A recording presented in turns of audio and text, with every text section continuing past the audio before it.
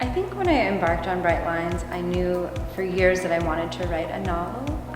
So it was just activating the thing that I've always wanted to do.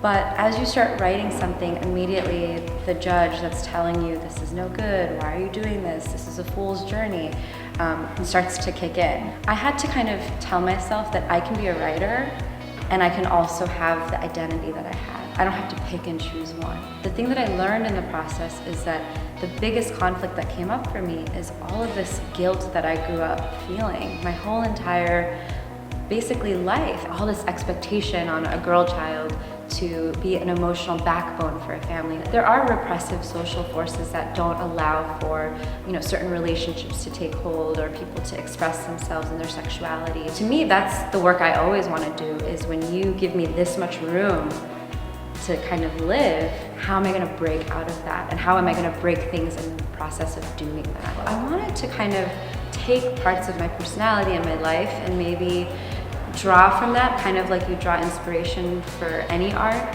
like you see something and it kind of plants itself in your memory.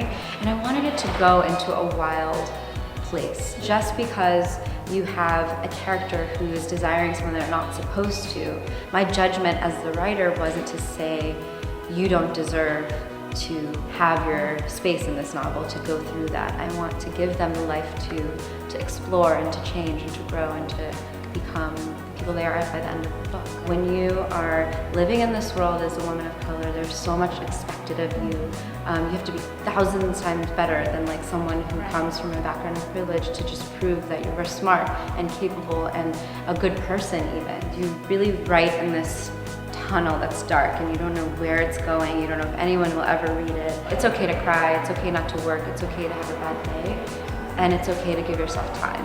For the writer, the freedom that you have with your words is something that is inviolable. No one can take that from you.